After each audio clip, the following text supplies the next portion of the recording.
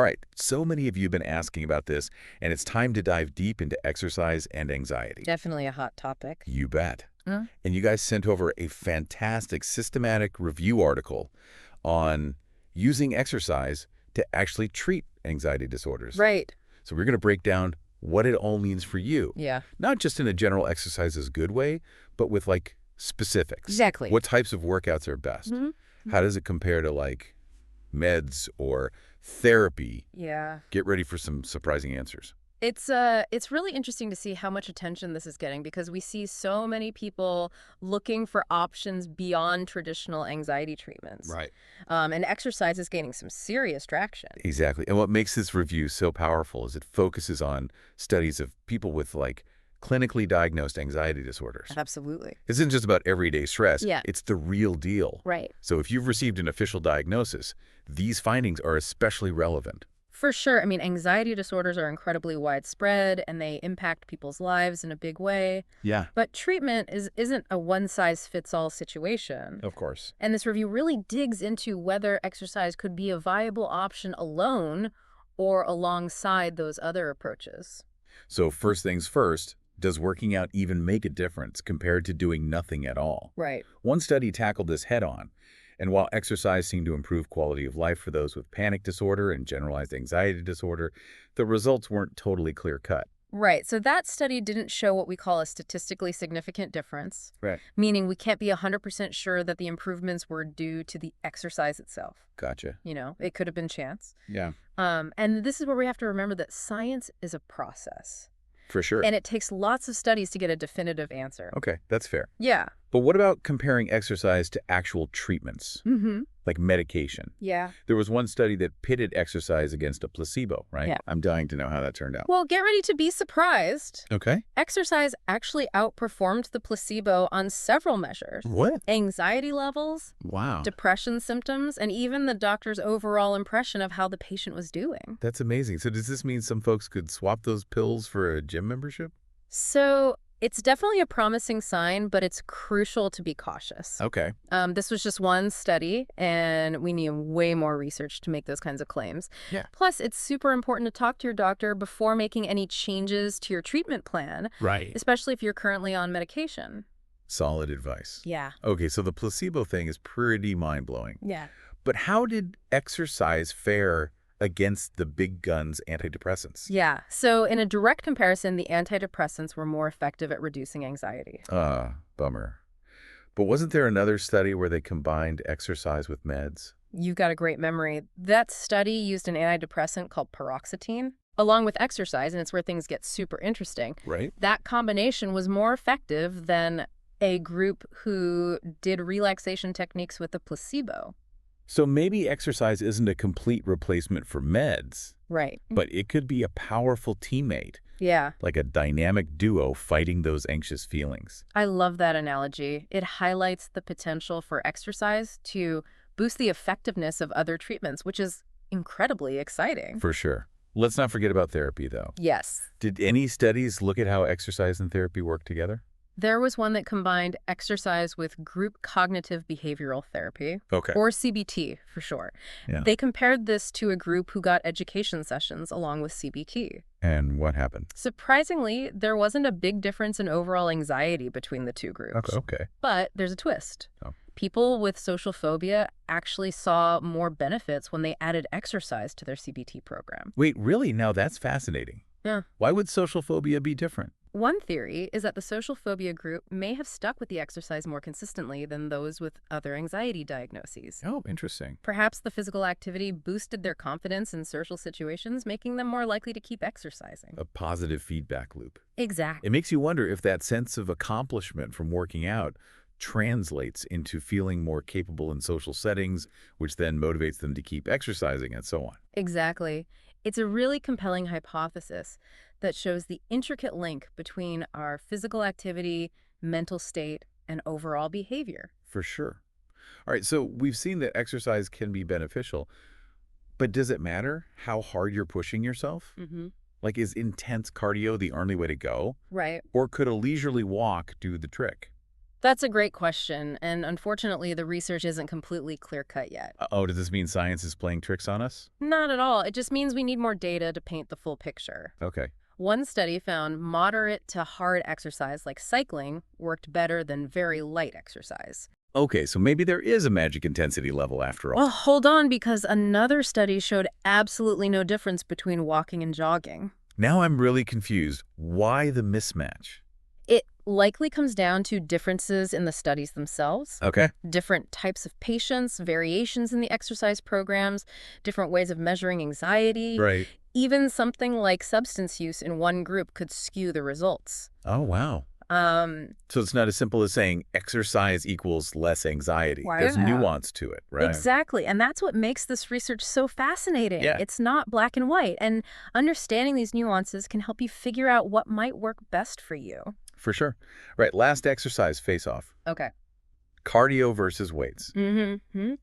Does one reign supreme for conquering anxiety?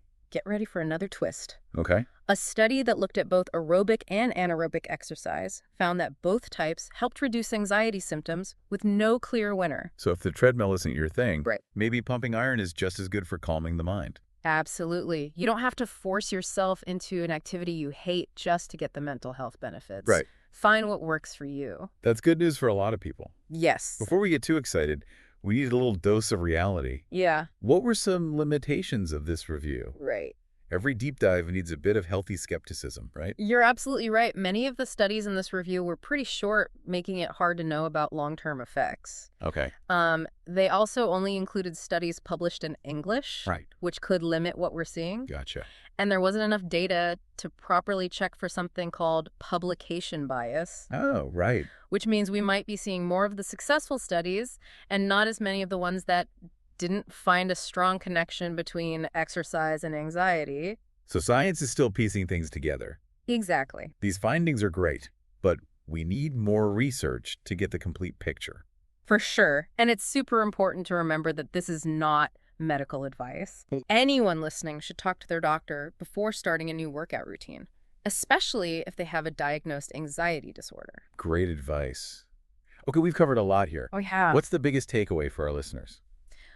I think the key takeaway is that exercise shows real promise for managing anxiety, even on its own. Yeah. But especially when combined with treatments like medication or therapy. Right.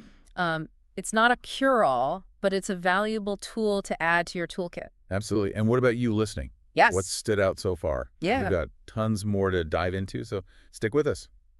You know, I think one of the most fascinating questions this research raises is whether different types of exercise could be better for certain anxiety disorders. Oh, okay. Like, could yoga be the ideal fit for social anxiety, while high-intensity interval training works best for generalized anxiety? Interesting. The review didn't quite answer that, Right. but it's a super intriguing area for future research. Oh, that's mind-blowing. Yep. It makes you wonder if we could one day have exercise prescriptions tailored to specific anxiety disorders.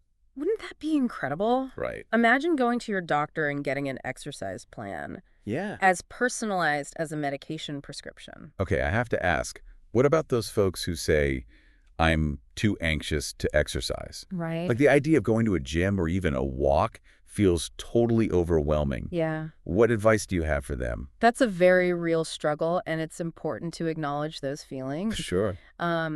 It can feel like a catch-22.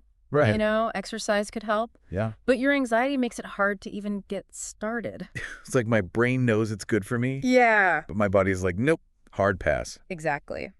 The key here is to start small and be kind to yourself. Okay. You don't have to jump into an intense workout right away. Gotcha. Even a few minutes of gentle movement each day can make a difference. The baby steps are the way to go. Absolutely. Maybe start with a short walk around the block or some gentle stretching at home. Find something you enjoy and that feels manageable. Yeah. You could even put on some music and dance around your living room. That's a good point. Yeah. It shouldn't feel like a chore. Right. And if running on a treadmill sounds dreadful, Yeah. maybe try dancing or swimming instead. Exactly. There are so many ways to move your body. Right. Explore and find something that sparks your interest and makes you feel good. What about the social aspect? Mm-hmm. I know some people might feel intimidated by exercising in public, especially if social anxiety is a factor. Right. Any tips for overcoming that hurdle? For sure, try exploring options that feel less intimidating. Okay. Maybe start with online workout videos at home, or find a workout buddy who makes you feel comfortable. Yeah. There are also lots of group fitness classes that are specifically designed for beginners or people who prefer a more low-key environment. And don't forget the power of nature. Oh, yeah, Getting outside can be incredibly calming. for sure. And sometimes it doesn't even feel like exercise. That's so true. Nature walks, hiking, even gardening. Right. All of these can provide the benefits of physical activity while reducing stress and boosting mood. Okay, we've talked about types of exercise and how to get started. Mm-hmm. What about the when and how often? Right. Is there an optimal time of day or frequency to really maximize those anxiety-busting benefits? That's a question scientists are still exploring. Okay. Some research hints that morning exercise might be a bit more beneficial for reducing anxiety, Okay. but other studies haven't found a difference between morning and evening workouts.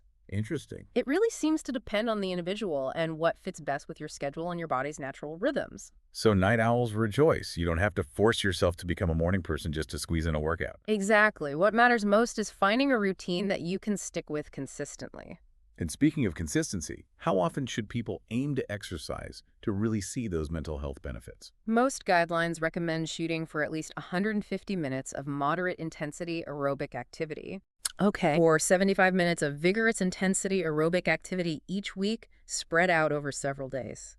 So trying to get your heart pumping for at least 30 minutes, 5 days a week. That's a great starting point, but remember, even shorter bursts of activity can be beneficial, Yeah. especially when you're first starting out. It's all about progress, not perfection. Exactly. And it's okay to have rest days too. You don't have to be on all the time. Absolutely. Rest and recovery are just as important as the exercise itself. Of course. Always listen to your body and give it the time it needs to recharge. All right, let's shift gears a bit and talk about the why. Okay. We've established that exercise can help manage anxiety, Right? but how does it actually work?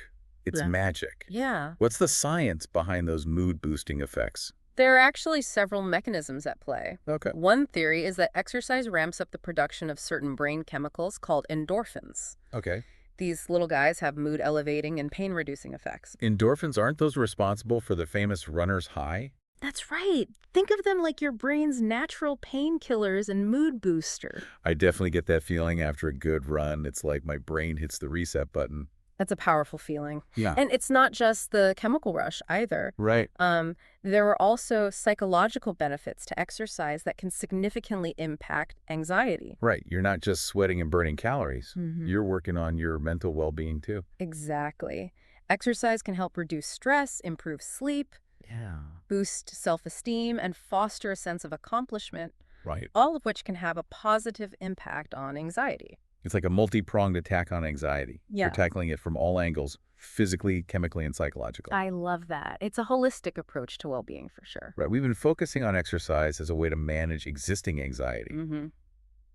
But could it also play a role in preventing anxiety from developing in the first place? That's a great question. Yeah. Could exercise be like an insurance policy for your mental health? The more you move, the less likely you are to experience anxiety down the road. Right. It's a compelling idea. Mm. And while we need more research to say for sure, Yeah. there's growing evidence to suggest that regular physical activity might have a protective effect against developing anxiety disorders. Wow, that's amazing. Yeah.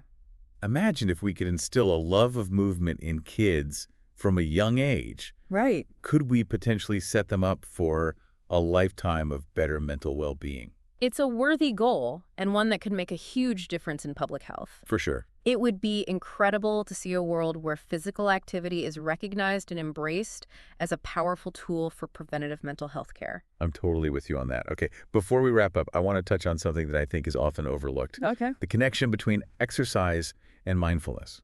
I'm so glad you brought that up. Yeah. It's an essential aspect of the exercise and mental health conversation. Right. Mindfulness is all about being present in the moment. Right. And exercise can be a fantastic way to cultivate that awareness. Right, when you're focusing on your body and how it feels, your breath, your muscles, your movement, you're not dwelling on your worries or stressing about the future. Right. It's like a mini vacation for your mind. Exactly. And some forms of exercise like yoga and Tai Chi Yeah. intentionally weave in mindfulness practices, Right. which further boosts their mental health benefits. So it's not just about pushing yourself to the limit. Mm-hmm. It's also about connecting with your body, calming your mind, and finding that sense of inner peace. You've got it. And that mind-body connection is something we often lose sight of in our busy, often overwhelming lives. Yeah. It's so important to carve out time to tune in, move with intention, and reconnect with ourselves. I love that. Yeah. It's a beautiful reminder that exercise isn't just about physical health. Mm-hmm. It's a pathway to mental well-being, a tool for stress management, Right. a source of joy, and a way to come back to ourselves. Beautifully said. And that's a message worth shouting from the rooftops. I couldn't agree more. I know we've thrown a lot of information at you today, We have. but I want to emphasize that you don't have to do everything at once. Right. Just pick one small step you can take today to incorporate more movement into your life. Even a 10-minute walk, a dance break to your favorite song, Yeah. or simply standing up and stretching every hour can make a difference. Find something you enjoy that feels good for both your body and mind. And remember, small changes can lead to big results over time. For sure. Consistency is key, so find a sustainable approach that works for you. All right, before we let you go, I want to circle back to something you mentioned earlier. Okay. The need for more research. Right. What are some of the big questions scientists are still grappling with when it comes to exercise and anxiety? There are still so many fascinating avenues to explore. Yeah. One of the big ones is figuring out the optimal dosage of exercise for different types of anxiety disorders. Okay. Is there a magic number of minutes or days per week that delivers the best results? And how does intensity level play into it? Right. Does harder always equal better, or is there a sweet spot? It's like we have this amazing tool, Yeah, but we're still figuring out the instruction manual. that's a perfect analogy. Right. We're also really curious about the long-term effects of exercise on anxiety. Okay.